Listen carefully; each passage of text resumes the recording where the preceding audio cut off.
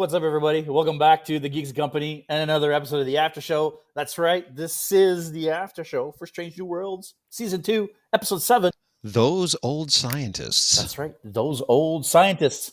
Now, folks, we are experiencing a little bit of technical difficulties here. As you can see, my sound is a little bit off. My background's clearly off. I'm not at home. We're struggling with the internet, folks. So this is actually take 2. So let's see if we can get through this After Show. Now, there is another Strange New World coming out later this week. This one was announced at San Diego Comic-Con. It dropped that day. Saturday, yeah. On Saturday. Yeah, 3 days after the last episode. Yeah. Yeah.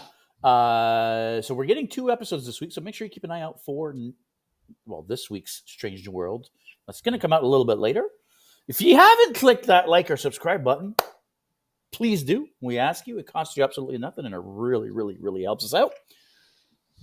Mr. Jeff. Aka. Hello.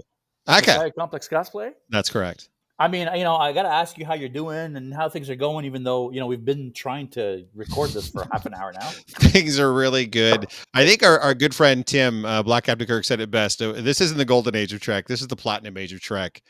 I don't know that we've ever had it this good, even though we don't have any movies right now, just with the TV shows that we have on right now. And then to do this, to be this sort of bold, to try this, where you've got 2 completely different shows. Jesus, one's live action, one's animated. One takes place in sort of the current, I guess, timeline, where we say one takes place way, way long ago. This was 120-year difference-ish, yeah. Boimler says in the episode, right? Like, this was a really bold move from them. This could have gone really, really badly, and it turns out they crushed it. You want to talk about a banger? I've seen people saying this is the best episode of Trek ever. It is up there, man. It is a great, great episode. I agree, and let's be honest, Jonathan Frakes was directing this episode, so... And he is the godfather of Trek now, that's for sure. So I mean, it's hard to look at anything Trek without, thinking Jonathan Frakes. Yep, absolutely. So, now, guys, we want to interrupt here too. Spoiler warning, we are going to be talking about this episode in depth, so if you've not watched it yet, go watch that, and then come back and watch this. Before we get into our thoughts and feelings about the episode, I think we have to re-say that the whole show starts as a Lower Deck episode. So it starts in animated format. It starts on the Cerritos with Boimler and Mariner, and they go down on the planet with Tendi and Rutherford, and so on and so forth. And it's not until Boimler actually goes through the portal and ends up in Strange New Worlds that then it turns into live action, and then the intro hits. Yes. And even the intro's animated. Like, they've completely redone their intro in animated format. And I love how they've been doing that with Star Trek in the last few years, where they're not afraid to change up and switch up the intros, like on Picard when the intro is the Borg and things like that, right? Like, I really, really, really like how they feel the freedom to play and do different things with their intros, just like they are with their shows. Because, interestingly, yeah, with Lower Decks, it has been the same animated intro every season so far. And by the way, just a quick note too, they've released the season 4 of Lower Decks poster, which is fantastic, by the way. If you guys haven't seen this poster, it's even got the bird of prey. It says this one's not about whales. Like, it's really, really good. They did a really good job with it. Again, the love affair that show has with just overall Trek is just cannot be denied. But yeah, this season's of Strange New Worlds, their regular opening is a bit different. They have a lot of different shots for the opening. It's the exact same theme song, but they have some of the same shots, but a lot of different shots. And then seeing that whole thing animated in the Strange New Worlds, in the Lower Deck style was fantastic. And as I mentioned to you before, having that creature latched onto the nacelle of the Enterprise like it is on the Cerritos on Lower Decks opening, chef's kiss, man. Well done, guys. Well done. Yeah, that was amazing. Before we got interrupted, I was also mentioning how I was doubtful of Jack Quaid as Boimler in live action. I figured Tawny Newson, I watched her on Space Force. Okay. And she's okay, so I figured, okay, she'll be a good, Mariner. But Boimler, I was like, Jack Quaid, knowing him from The Boys, I was like, he's not really Boimler, right, in real life. Listen, to me, it was the opposite. He was amazing as Boimler. I feel like he almost is like that in real life. where a lot of her acting I felt a little wooden. You know Right. what I mean? So Mhm. I actually thought I was going to like her better than him in live action, and it was the opposite. I thought he was amazing. I thought she did okay, but it felt like the voice acting is there, right? The animation and the voice is there. The face is very. So I felt a little bit of that coming from her. But either way, what a great job of making Strange New Worlds feel like a Lower Decks episode. Yeah, I've had a few What people it tell did. me they're like, "This is like." It's sad to say, but this is my favorite Lower Decks episode, and it's not even a Lower Decks episode. Yeah, it was fantastic. Yeah, and just to note, guys, too, if you haven't watched it yet, or you're going to watch it, or whatever, or you're remembering it, it is mostly Boimler. Like it's Mm-hmm. probably 3/4 of the episode or 2/3 of the episode is Boimler, and then Mariner shows up late trying to rescue Boimler with the last of this Heronium element that they needed for one more trip. They're just about to send Boimler back through the portal to his own time and space, and then Mariner comes through instead and uses the last of the material that they needed to make the portal work. And I mentioned this before too. That's one of the biggest things I liked about this episode. Not just how funny it was, not all the references, and we'll get to that, but the fact that the whole episode is just them trying to get Boimler back through the portal. It's not, they're not trying to solve world peace. There's not like a Klingon summit on Kittimer that they have to stop an assassination of or whatever. It's just like, No. this nerd just traveled back in time 120 years before he completely destroys the timeline. We have to get him back to his own time. That's the whole episode, kids. And when Mariner gets there, it's just more of that. So how they constructed the episode, I feel like they needed to do exactly what they did, especially Mm-hmm. since episode 6 was very heavy. And I know you haven't watched it yet, but once you watch episode 8 makes episode 6 look like a comedy. Episode 8 Mm. is very heavy. There's Interesting. almost no levity to that episode whatsoever. So having this sandwiched in between them to give you those lighthearted moments and Mm-hmm. pick you back up. Like, people are complaining that the show tonally is kind of all over the place, but it's kind of supposed to be. That's what episodic television is, right? Yeah, that's the whole point of doing an episodic show, is that you can do different tones and different settings, and like they're doing a musical this year, for crying out loud. Yeah, next week is the musical episode, You episode know? 9. Yeah, So I yeah. mean, yeah, I mean, people that don't like the fact that it's got different tones for different episodes, I mean, I feel like it was kind of the point of going back to that format, right? I So agree. It I mean, gives them it's the freedom to play with the tone and play with the setting and do different things. And not everything has worked, but I like the fact that they're taking chances and they're just doing wild, crazy swings at stuff. It's not like it was with the network shows when you had 27 episodes and you could tease stuff out. Even though it was episodic, you'd get like 8 or 10 plot heavy episodes. Then you'd get like maybe 6 or 7 like filler episodes. And then you get like sort of 8 or 10 like middling episodes or whatever. Mhm. Now every episode comes out of the gate hard charging because they've only got 10. So you don't have those kind of rest breaks in between. yeah. Everything comes out swinging, and some of the swings miss. Let's be fair. Not every episode's been a complete banger, but I appreciate the fact that they're swinging for the fences every single episode they're putting out. So, and they this was have no to. exception. Yeah, they Yeah. have to, and I think that's why it's so good.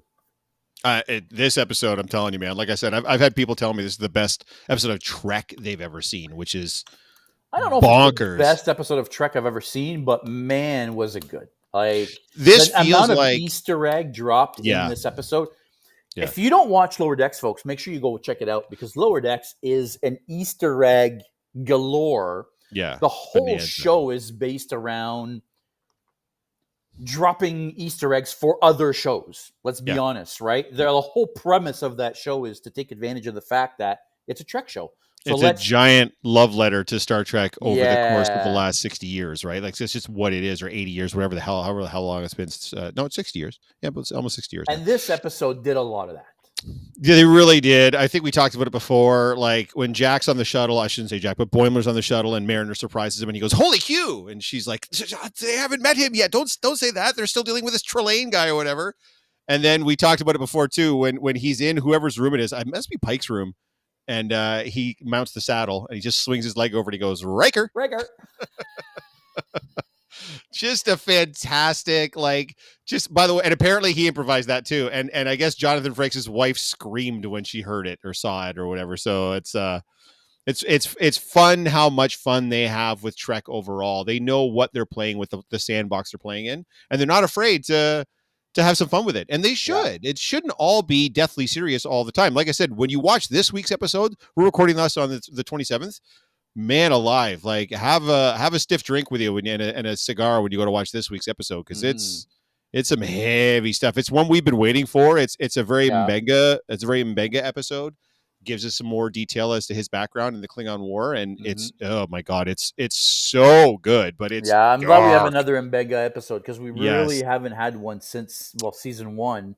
Yeah, the whole the medieval D one. Yeah. No, this daughter, and this is a manga, and Christine. Actually, you get to see why they're so close and why they're connected and such. So I definitely recommend. I don't want to get away from those old scientists. By the way, again, another great, just a dumb little throwaway line on Lower Decks where he talks about looking at tapes from the TOS, and they're like, "What's TOS?" And he says, "Oh, those old scientists." Instead of saying the original series, because of course he's in universe, so he can't say it like can't say the original series. That's right. Yeah. So I love that was just some dumb throwaway line on Lower Decks, and they're like, you know what? That's what we're going to call this episode of this brilliant crossover.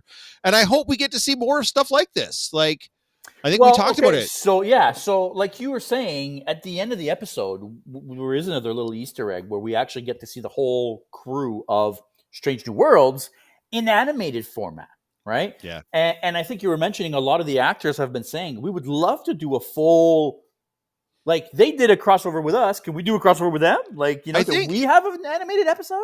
If this wasn't a test of concept, I don't know what is. Like, they've clearly shown you can do this, so I don't see any reason why they can't. And I don't even care that it may not like make sense in universe. Who gives a shit? This was the funnest episode we've had of this show by far. So I want to say that they did make an animated episode, because in one of the first interviews that came out at the beginning, when they announced they were doing a crossover with Strange New Worlds and Lower Decks, they said something to the effect of, the first episode is going to be on Strange New Worlds. And we're trying very hard to have the Lower Decks tone, but keep it Strange New Worlds and blah, blah, blah. What do you mean the first episode? So that tells me that there's going to be a Lower Decks episode, and don't be surprised if it's their season opener. That is the crossover.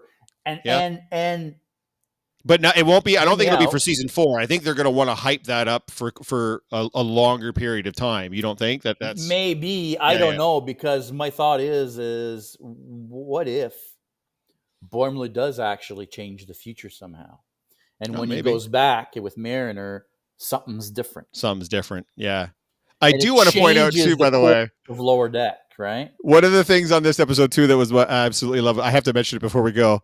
That had nothing to do with any of the Lower Decks crew, but just Anson Mount does such a fantastic, calmly frustrated, and he was this whole the whole time he's just like, oh God, what now? Like he's just so, but he's still kind of pipes in, and he's just like, oh Jesus, like we know you're from the future, dude. Like what are we doing? Like how do we get? Like he's just so like, I guess you can wander around the ship. I don't know if that's a good idea. Like he's just so like, I love how he's just like, I guess we'll see what happens. Like, are you the captain or not, dude? Like, what do you want to do here? Like, I don't know how he does it. It must be his facial expression, his body language. I don't know how he can stay so calm, cool, and collected looking, but clearly be like on the edge of his seat and frustrated and whatever, angry throughout, but he still remains this. Yeah. Anson Mount, you're killing it, dude. You're killing it. And like you were saying, I hope we get more. And not necessarily Lower Decks with Strange New Worlds, but let's be honest, the best season of Discovery so far has been the season where the crew of Strange New Worlds was on Discovery. No, of course. Now one of the best episodes of Star Trek of all time has been a crossover between Lower Decks and Strange New Worlds. Yep. I think we need to keep that going. I want to see Lower Decks on Deep Space Nine. I want to see Strange New Worlds go to something else, to Lower Decks. You did get Lower Decks on Deep Space Nine, remember? They went to Deep Space Nine. Well, they don't. Oh, they do go to Deep Space Nine. They do go to Deep Space Nine. Absolutely. That's right. Yes. In season 2? This is what I'm talking about. Like, guys, if you're not watching Lower Decks, you should be watching it. Go watch Lower Decks. If you're a Trekkie on any level, I know there's some people that try it that don't like it, and that's fine. But if you haven't tried it because you're worried it's this or that, I'm telling you now, give it a chance. It is a little bit of a slow start, but once it gets going, maybe halfway through the first season, you're going to be hooked and you're going to love it. So once you get attached to the characters, that's it. Yeah, you're done. It doesn't matter what they do because the characters are so lovable. All 4 of them are so I don't want to say relatable, Adorable. but they kind of are, right? They like are, they all 100%. have their little thing, and they're all very relatable. And you know, Mariner is just the chaos. cuckoo on the top of the clock, 100%. right? Like, holy 100%. cow, man! It just if you liked what you saw in this episode, go check out. Yeah, go watch Lower Decks 100% for sure. Any final thoughts? Any other points from the episode you want to discuss before we go? I don't think so. Like we've talked about, it's going to get talked about forever. Like they're never going to be talking about this, whether it be like Spock's weird smiling thing throughout and weirding Boimler out. I love how they did make Boimler the audience for a lot of this. I did want to say that too. Yeah. That he was clearly the audience in like Spock smiles and Boimler literally says out loud what we've all been saying all along. Like, this isn't our Spock. What is this? This isn't the Spock that we grew up with and we know we remember. So Boimler's getting to say all these things that we've been thinking out loud. I thought that was a really cool touch that they put in there. The writers put in there for Boimler to be the audience for us, because he walked around like a fanboy through the whole thing. So do you remember how last week I told you that I didn't think or that I thought they were going to keep Spock and Chapel thing going throughout whatever the run of the show was going to be? Right. And the next episode, Boimler, he's the one that plants the seed, right? He is the one that plants the seed of why they don't. Wait until you watch this week's episode, sir. I won't spoil anything for you. You need to go watch that when you get a chance. But anyways, watch this space, guys, because we will be recording an episode for that episode as well. So that's right. So we, on the day of this recording, we had 2 after shows come out. Last week's Strange New World and last week's Secret Invasion. So if you're watching this, keep your eyes out, because there's a Secret Invasion finale after show coming out as well. There's going to be another after show for this week's episode, or the week of the 27th. Yep. 27th of July, or the episode of 27th of July. We will have another after show for that one as well. So keep your eyes out. Are your eyes peeled? I don't know how you peel your eyes, but keep an eye out. Keep an eye out. Keep your eyes peeled. A rolling stone is worth 2 in the bush. All right. So I think that's going to be it for today. Thanks for watching, everybody. Make sure you stay geeky. We'll see you next time. And may the Force be with you. You jerk.